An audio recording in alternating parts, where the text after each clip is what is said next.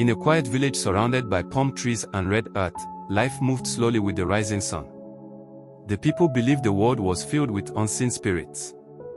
The wind carried whispers, the forest kept secrets, and shadows were never just shadows. Among the children of the village lived a quiet boy named Tunde.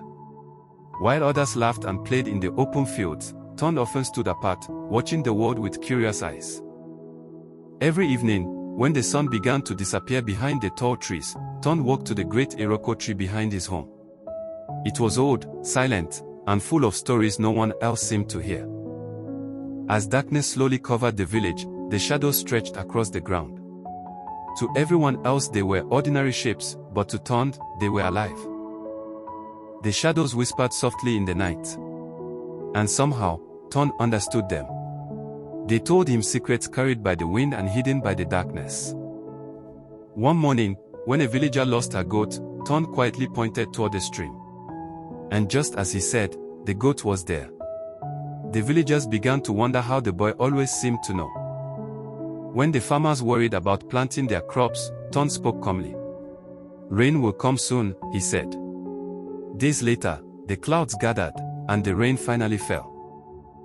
Soon whispers spread through the village. Some people believed the boy was blessed. Others feared something strange followed him wherever he went. One night beneath the Iroko tree, the shadows spoke with urgency.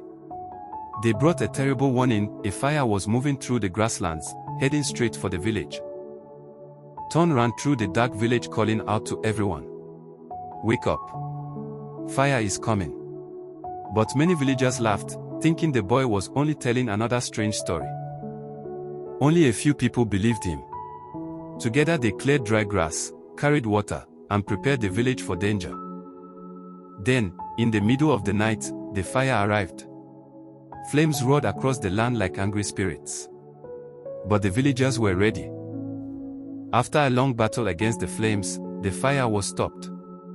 As the sun rose the next morning, the village still stood safe. The elders gathered beneath the great tree and looked at the quiet boy with new respect. They realized Tunde could hear what others could not.